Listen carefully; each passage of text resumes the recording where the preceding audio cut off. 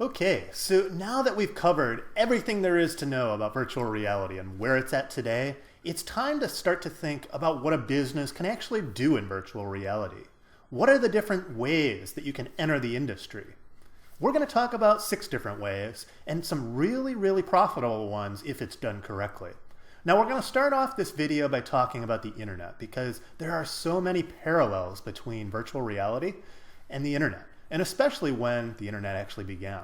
So we're going to talk about where the internet began, where it is today. Then we're going to do the exact same thing for virtual reality and apply it to the different business opportunities that you might have. And we're going to talk about how you, as a business, can actually enter the industry and get to that point where you're immersed as a true virtual reality player.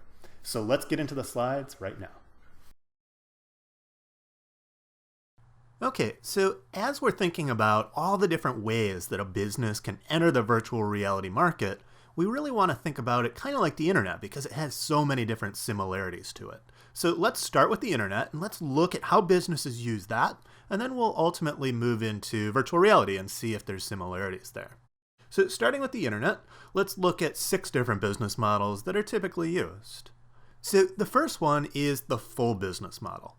Now, there have been so many companies that have developed over the last couple of decades that are exclusively dedicated to doing business over the internet.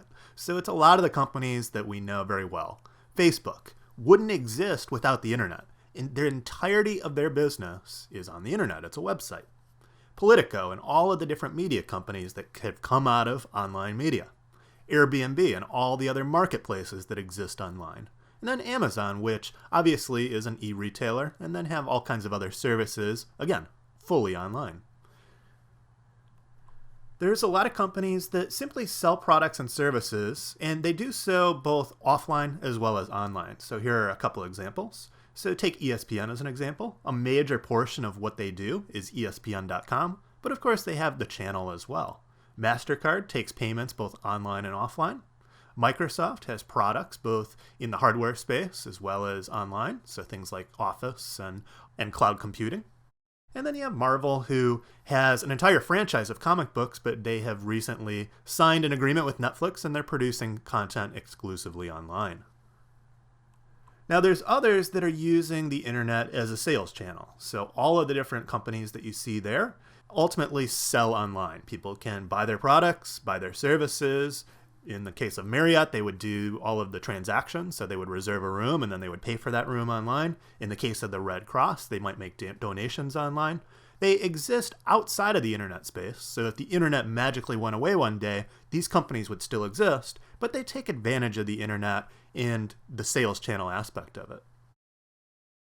There are a lot of people who use it as a customer service medium. So good examples of that are utility companies and government sites where they'll allow you to, let's say, pay your bill, or they might allow you to submit some sort of information that allows you to utilize those services. They use the internet as a primary or a secondary use of serving their customers.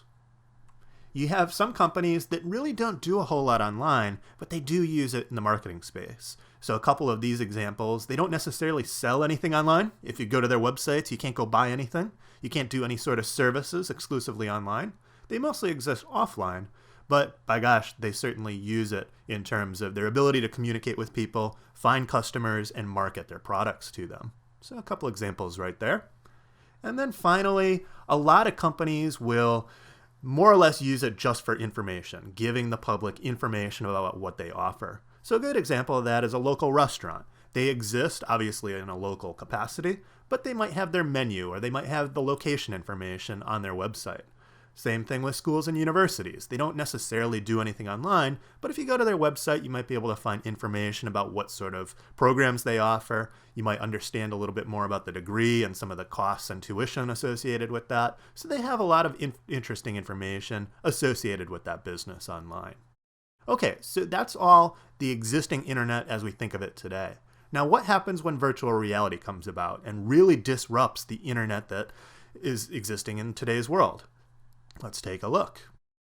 So using all of those 6 categories, let's see if those same things can be done on virtual reality. So the full business model. Very much this is what exists right now in the virtual world. You have games, simulations, experiences. Platforms are definitely under development, and more there's going to be products and services that emerge, probably companies that don't even exist right now that are going to exist in this virtual world. Very much the same way that Google and Facebook didn't exist before the internet came about, there's going to be entirely new giant companies that come and service the virtual world.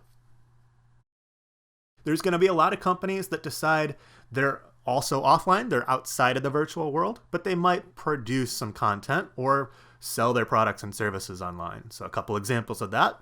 Companies may produce movies with a VR viewing option, so it exists both on and off the virtual world. And other companies might decide to gamify some of their existing products. So there's already some companies that do that through the internet.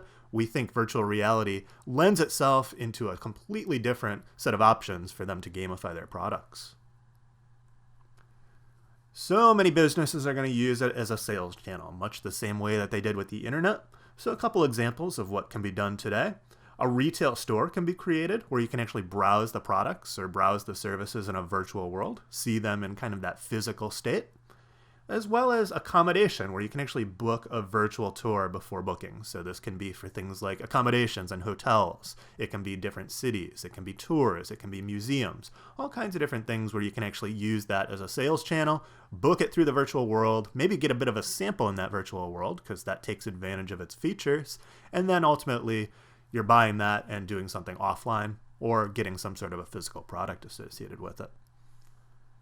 How else? Customer services. So this is really going to help the customer service world where you can talk to someone in a virtual room. It doesn't have to be all text. It doesn't have to be a phone call, but you might actually sit across from that person, or they might demonstrate something for you.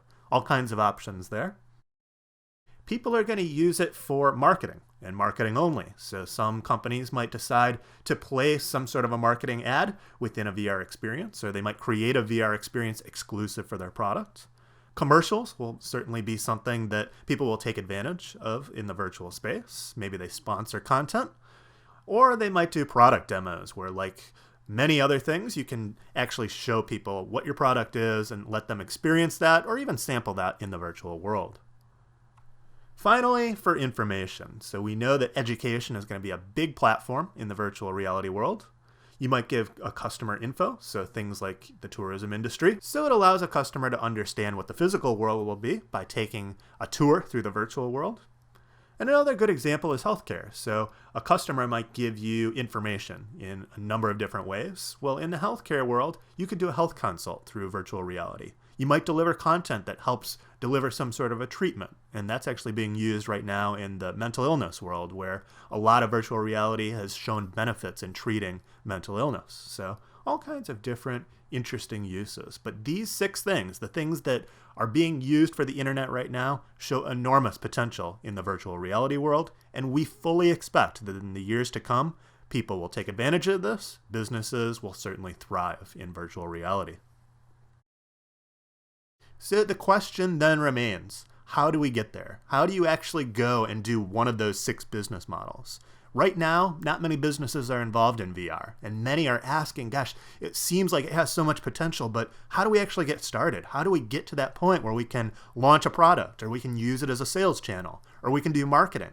How do you do that? So we have a bit of a methodology that we would assume you would actually build up that infrastructure in order to get to the point of launching a virtual product. And this is what we help at Reverse Tide help our clients do. So here are the different steps that you can use to ultimately get to that point. So the first point to really underscore is that in order to build a viable VR operation, you don't just decide to do it and then immediately launch it. It does take a commitment just like any other new product. And this is not only a new product, but it's a completely different medium. So it's certainly possible to get there, but you're going to have to take the small steps now towards that ultimate goal. And now is, of course, the best time to do it because you're in the early stages and it really allows you to get to know the space, formulate that strategy, build the infrastructure, and then be there, have a presence there once it gets to that mass adoption stage. So anyway, here are the steps. So the first is to really make sure you have a strategy for VR. Don't just go into VR because it sounds like the next big thing or other people are doing it, but really you want to think about the strategy. You want to think about what sort of offerings that you might have. Is that a product or a service? You want to think about your market positioning, and you want to think about, gosh, what are my competitors doing? What are my suppliers are doing? What sort of customers exist in that space, and what are they looking for out of a company like ours? And then third, what are your company goals? So why do you want to get into VR? Is it to make money? Is it to do marketing? Is it to find new customers? What are your company goals? And then how does VR play into the existing strategy that you have today? So the first thing is to really sit there, think about it, go over all the different options, get to know the technology, and then formulate a comprehensive strategy. And obviously that can change over time, but the important thing is don't just launch into it because it seems like the right thing to do. Really think about it, and we certainly help you do that. The second step is around investment. So like we said, it takes a very large commitment. There's technology, there's infrastructure, there's capability, there's so much. And so you're going to need to make an investment in many different things. You're going to have to make an investment in your staff and making sure you have the right people and also the right quantity of people to actually do something like this. You need the right infrastructure, technology, and all the other infrastructure to launch a product in this space. You need the marketing to make sure that you have investments so that people are actually aware of what you're doing. And then, of course, the data to measure your success, to understand where the opportunities are, and to really get to know customers in that space. So investment, very, very important. And as we said before, it takes that commitment to really invest and get involved in that space. The third thing you need is the in-house expertise. So you can hire consultants to get you started, but at the end of the day, you're going to want people who know what they're doing. And you're going to need expertise in so many different areas. You need people who know strategy. You're going to need a whole host of project managers to really get you started and get you through these different initiatives. You need a development team. And not just development in the traditional sense, like you do with your web apps or your mobile apps, but you also need design capability as well, because design is what makes a good virtual reality experience. So you need to bring the right people on in terms of design. You need, like any other development effort, you need testing as well as in-house support once you launch the product. You need content. So a big portion of any strategy is to make sure that you have the right content to deliver to the people who are using VR today. So what sort of VR products are you going to launch? Is it going to be an experience for someone? Is it going to be a game? Is it going to be a platform? Are you going to have your own virtual website or virtual world within VR? What sort of offline products are you going to offer? So not just in the virtual world, but what other products are going to support the endeavors that you do in the VR space? And then, again, marketing. How are you actually going to market that content once you produce it? The next subject is marketing in general, and we've mentioned that quite a few times, but you need the right infrastructure within your team to make sure that you can sell the products directly to consumers. You need to have a good external sales team, so people outside the VR space that maybe aren't within those different VR marketplaces understand your product, and you build that awareness and that desire to get into that space and buy your product. And then, of course, VR marketing itself. So it's not always about direct sales. Sometimes it's just about using the VR space as a means of delivering information about your product or doing branding exercises or any other marketing effort that you might do. And then finally is the support. So just like any other product, your organization is going to need to retrofit itself around this new product. So VR, just like your current web offerings and any other product, will need legal support. And it'll need people in that legal space that really understand the VR world and the issues that it entails. Same thing with finance and accounting. You need human resources that understand how you build the in-house expertise, how you train your people, and how you harness that talent. And then, of course, the facilities to hold all of these different things, your VR team, as well as the support team as well. So that's how you get there.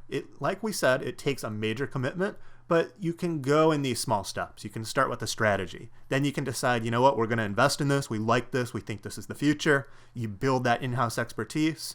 And that can really formulate your strategy over the next 2 years as it's getting to that point of mass adoption. And once you're at that mass adoption point, then you can say, you know what, we want to build a product there. We want to build content. We want to do some very interesting marketing campaigns in the VR world. We want to build an entire support structure. It takes baby steps, and this is how we would generally advise our clients to really think about VR, start with the strategy, go towards the investment, and then go from there. And as we said before, ReverseTide really helps you do all of these things. We start with the strategy, and then we help you build from there. Okay, so we're going to go into the next video. This next one's going to talk about whether you should be an early adopter or you should wait a little bit longer. So let's go to that right now.